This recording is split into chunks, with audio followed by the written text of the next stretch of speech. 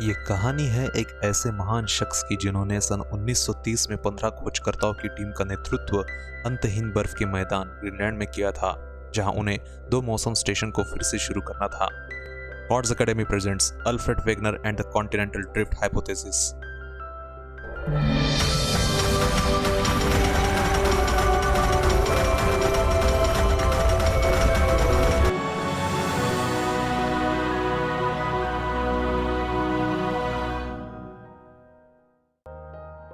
खोजकर्ता योजना बना रहे थे कि ग्रीनलैंड के ध्रुवीय पठार पर हवा की स्पीड और टेम्परेचर को रिकॉर्ड करते हुए इस लंबी पोलर नाइट की रिकॉर्डिंग करें। उस समय अल्फ्रेड वेगनर न केवल एक क्लाइमेट रिसर्चर के तौर पर जाने जाते थे, बल्कि एक जियोलॉजिस्ट के तौर पर भी जानने लगे। कुछ 15 साल पहले सन 1915 उन्होंने एक बुक पब्लिश की थी जिसका नाम the origin of the continents and ocean था, जिसमें उन्होंने जियोलॉजिस्ट की लंबे समय से अटकी धारणा, जिसे आप अजम्पशंस कहते हो, को चुनौती देने का साहस किया था। अजम्पशन ये था कि the continent had remain fixed in position through out geological time, मतलब जो महाद्वीप है, कॉन्टिनेंट है, वो पूरे जियोलॉजिकल समय में एक ही जगह पे फिक्स्ड है। उन्होंने इसे चुनौती दी थी। अकॉर्डिंग टू वेगनर, कॉन्टिनेंट्स पास में एक बार जायंट जिगसॉ पजल के टुकड़ों की तरह एक साथ फिट हो गए थे, जिससे एक विशाल सुपर कॉन्टिनेंट बन गया था।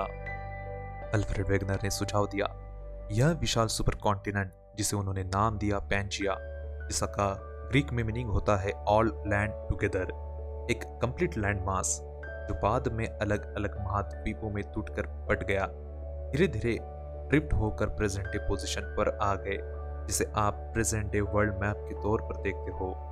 यही आइडिया कॉन्टिनेंटल ड्रिफ्ट की परिकल्पना, मतलब कि हाइपोथेसिस के रूप में जाना जाने लगा, और अल्फ्रेड वेगनर को the real father of continental drift के तौर पर जाना जाने लगा।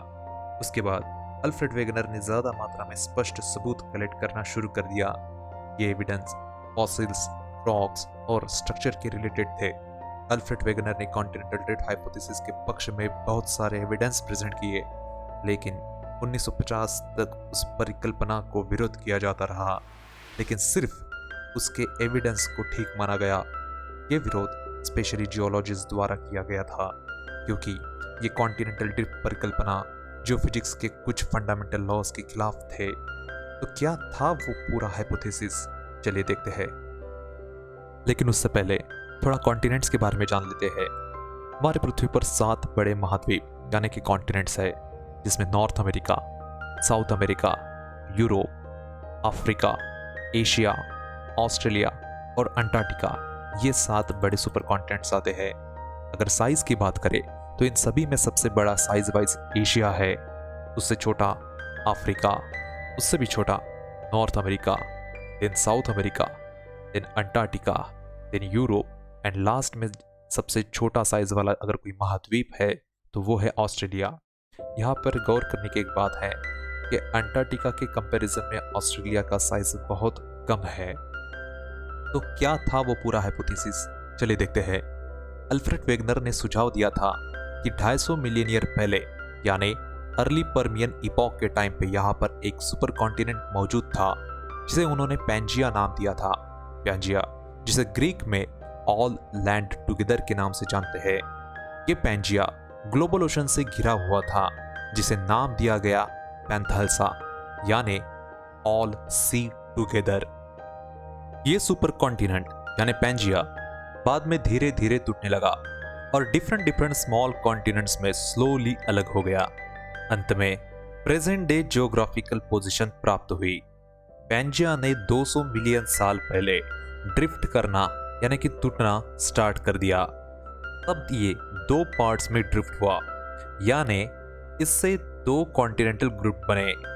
इक्वेटर के ऊपर जितनी जमीन थी उन सबको कंबाइन करके यहाँ पे इसे नाम दिया गया लॉरेशिया, और इक्वेटर के नीचे यानी सदर्न हेमिस्फीयर के अंदर जो कंप्लीट एक लैंडमास बना, उसे नाम दिया गया गोंडवाना लैंड। लॉरेशिया जो present day north America, Europe और एशिया से मिलकर बना था, और गोंडवाना लैंड जो present day south America, Africa, Antarctica, Australia और इंडिया से मिलकर बना था। ये एक तरह से कंप्लीट आपको पैंजिया की हिस्ट्री बताते हैं। तो देखते हैं पैंजिया की history from the beginning. Pangaea ने लगभग 360 मिलियन ईयर पहले से बनना स्टार्ट कर दिया था, यानी कि कैम्ब्रियन पीरियड से। इसका मतलब इससे पहले भी अर्थ पर बहुत सारे सुपर कॉन्टिनेंट्स बन चुके थे। इसने लेट परमियन पीरियड यानी कि 250 से 200 मिलियन ईयर तक बनना खत्म नहीं किया। पैंजिया एक बड़े सी लेटर जैसा दिखता था। ये इक्वेटर के दोनों तरफ फैला था, यानी साउथ पोल से नॉर्थ पोल तक। कहा जाता है कि उस वक्त आप नॉर्थ पोल से साउथ पोल तक आपके पैरों को बिना गीले करे चल सकते थे, क्योंकि कोई भी समुद्र बीच में नहीं था। इसके बाद टाइम आता है ट्रायसिक का, 200 मिलियन ईयर साल पहले, जहां पैंजिया ब्रेक होकर दो छोटे कॉन्टिनेंट्स के अंदर ब्रेक हुआ। इक्वेटर के ऊपर जो नदर्न हेमिस्फीयर के अंदर कॉन्टिनेंट्स था उसे बोला गया लॉरेशिया, और जो सदर्न हेमिस्फीयर के अंदर कॉन्टिनेंट था उसे बोला गया गोंडवाना लैंड। इन दोनों कॉन्टिनेंट्स में पैंजिया ब्रेक डाउन हो गया। यहीं पे आपको टेथियन सी बनता हुआ इजीली दिख जाएगा। उसके बाद टाइम आता है जुरासिक का। ये वो दौर था जहां पर क्लाइमेट ठंडा हो रहा था। अगर कंपेयर करें आज के क्लाइमेटिक टेम्परेचर से, तो उससे ज़्यादा ही हॉट टेम्परेचर तब था। डायनासोर्स बड़े हो रहे थे और ड्राई एरिया पे जहाँ पे रेनफॉल स्टार्ट हो गया था। आखिर में टाइम आता है क्रिटेशियस, मतलब आज से 65 मिलियन ईयर साल पहले, जहाँ पे पैंजिया का कंप्लीट ब्रेकडाउन होना स्टॉप हो चुका है। ये वही टाइम है जहाँ जियोलॉजिकल हिस्ट्री में सबसे ज़्यादा इवेंट्स भी हुए हैं, जैसे कि डेक्कन ट्रैप का बनना स्टार्ट होना या फिर केटी बाउंड्री का मास एक्सटेंशन होना, ये सब चीज़ें। लेकिन अभी भी हिमालय बनना बाकी था।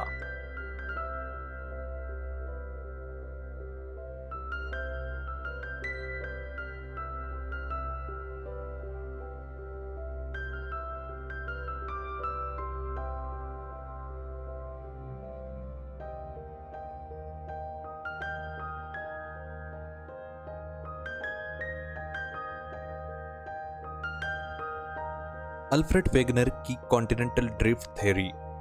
अल्फ्रेड वेगनर ने कल्पना की कि हर एक continent less dense granitic rock यानी कि सियाल से बना है। इसकी एवरेज डेंसिटी 2.5 ग्राम पर सीसी है।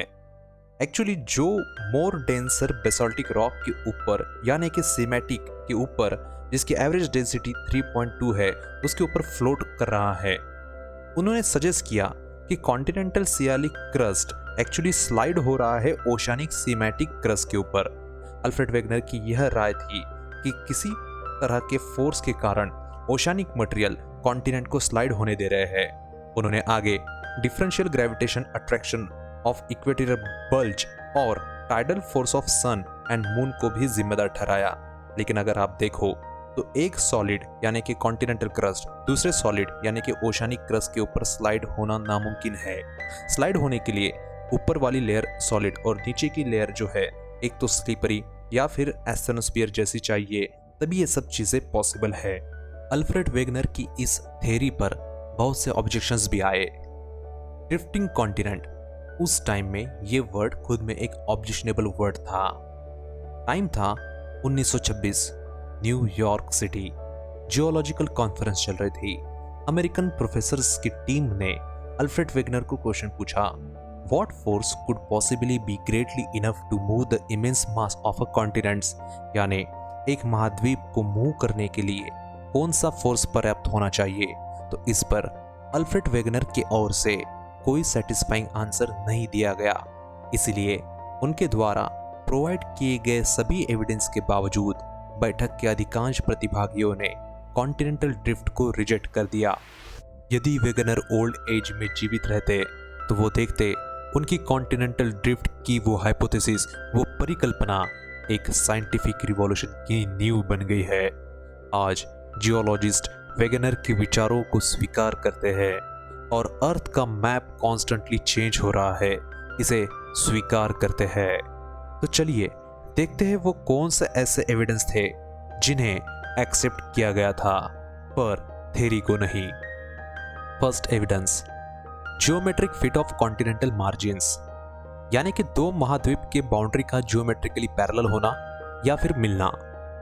इसका बेस्ट एग्जांपल वेगनर द्वारा दिया गया वेस्ट कोस्ट ऑफ यूरोप और east coast of North America. अगर अच्छे से देखें तो इन दोनों की कोस्टल बाउंड्रीज या फिर continental margins exactly zigzag manner में बिल्कुल या फिर एक तरह से जिगसॉ पजल के तौर पे एक दूसरे में फिट बैठती है। जैसा कि पहले भी हमने कहा, कॉन्टिनेंट्स की मार्जिन में एक बड़ी समानता है। Second, east coast of South America और वेस्ट कोस्ट ऑफ अफ्रीका, इन दोनों के भी अगर हम बाउंड्रीज देखें तो एक दूसरे में एग्जैक्टली फिट बैठती है। इसका मतलब ये कभी ना कभी पास में एक दूसरे से जुड़े हुए थे और यही एक evidence as an super continent बिल्कुल अल्फ्रेड वेगनर ने दुनिया के सामने रखा था। Second, palaeoglacial evidence. Palaeoglacial evidence को पर्मोकार्बोनिफेरस एविडेंस के तौर पे भी जाना जाता है। अल्फ्रेड वेगनर ने हमेशा ही पैलियोग्लेशियल एविडेंस को बहुत महत्व दिया है। हीलाइट यानी कि एक अनकंसोलिडेटेड सेडिमेंट्री रॉक जिसके अंदर आपको clay, silt, sand, cobble, pebble, boulder सभी मिक्स फॉर्म के अंदर आपको देखने को मिलते हैं। ये टिलाइट्स आपको ऑस्ट्रेलिया, इंडिया और साउथ अमेरिका में देखने को मिल जाएंगे। टिलाइट्स एक ग्लेशियर ओरिजिनेटेड सेडिमेंट्री रॉक है जहां पे ग्लेशिएशन का होना जरूरी है। अब इस टाइम पे ऑस्ट्रेलिया आज प्रेजेंट डे ना तो पोलर रीजन के पास है, ना तो इंडिया और ना तो साउथ अमेरिका। इसका मतलब है कि पास में कभी ना कभी ऑस्ट्रेलिया, इंडिया और साउथ अमेरिका ये तीनों एक दूसरे से कनेक्टेड थे और ये तीनों के तीनों पोलर रीजन के कहीं ना कहीं पास में थे। Second, Devonian ice cap over Sahara and North America. Present day Sahara का अगर हम जिक्र करें तो सभी को पता है ये बंजर रेगिस्तान है, लेकिन यहाँ पे आपको जो डेवोनियन आइस कैप देखने को मिलता है ये कहीं ना कहीं नॉर्थ अमेरिका रीजन और सहारा रीजन को कंबाइन करके यहाँ पे पास में हो चुके पैलियोग्लेशियल एविडेंस का जिक्र देता है। Third, पैलियोक्लाइमेट evidence. पैलियोक्लाइमेट एक एविडेंस के तौर पे यहाँ पर अल्फ्रेड वेगनर ने evaporites of North America and Europe का एक जिक्र किया है, जहाँ पे पता चलता है कि इवेपोराइट्स के फॉर्मेशन के लिए जो ज़्यादा टेम्परेचर रीजन चाहिए, जो कि नियर अबाउट इक्वेटर के पास ही होता है, हमेशा आपको वहीं पे मिलेगा। लेकिन प्रेजेंट डे यूरोप और नॉर्थ अमेरिका की पोजीशंस देखते हुए ये पोल के पास या फिर कहें नदर्न हेमिस्फीयर में नदर्न पोल के पास वाला रीजन है। तो कैसे पॉसिबल है कि पोलर रीजन के पास जहाँ पे टेम्परेचर कम होता है वहाँ पे इवेपोरेशन जैसी प्रोसेस हो?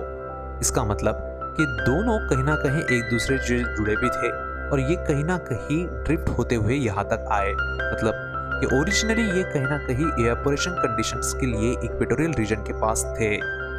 Second, pole seams of eastern USA, Europe, Antarctica and Siberia.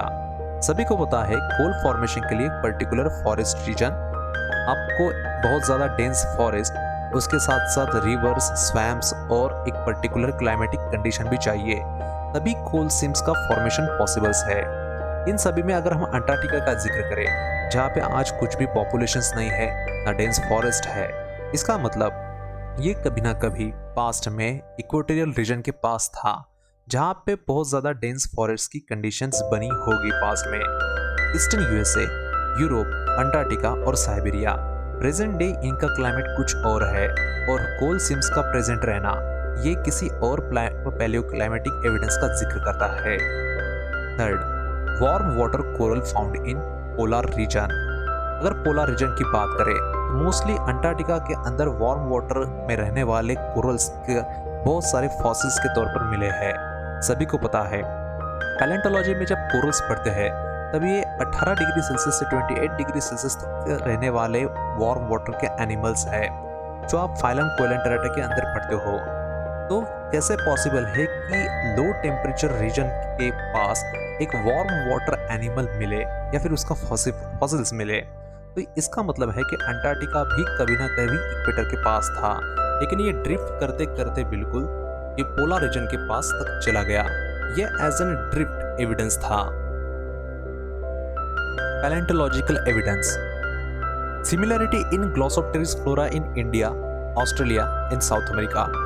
तीनों कॉन्टिनेंट के पास एक ही तरीके का ग्लोसोप्टेरिस फ्लोरा होना ये बताता है ये तीनों कहीं ना कहीं सेम रीजन में पास्ट में कनेक्टेड थे। Second, fossil Mesosaurus in Brazil, South America and South Africa. अगर present day Brazil, South America और साउथ अफ्रीका का अगर हम डिस्टेंस देखें इन दोनों के बीच में आपको एक लार्ज ओशन बॉडी देखने को मिलते हैं। तो ऐसे कैसे पॉसिबल है कि एक मेसोसोरस मतलब कि एक रेप्टाइल एक कॉन्टिनेंट से दूसरे कॉन्टिनेंट तक बिल्कुल गया होगा? ना तो बिल्कुल ये स्विम करके उस टाइम पे गया है, ना कुछ। इसका मतलब है कि बोथ कॉन्टिनेंट पास्ट में कहीं ना कहीं ये कनेक्टेड थे, जो कि एक सुपर कॉन्टिनेंट का पार्ट थे। टाइम के साथ जब पैंजिया का ब्रेकडाउन हुआ होगा, तब ड्रिफ्टिंग करते हुए ये प्रेजेंट डे जियोग्राफिक पोजीशन तक आ गए। Third, Cambrian trilobites of Europe. ये भी एक तरीके का एविडेंस है जहाँ पे आज की पैलेंटोलॉजिकल कंडीशंस यहाँ पे कुछ और एविडेंस बताती है। Fifth, geological evidence.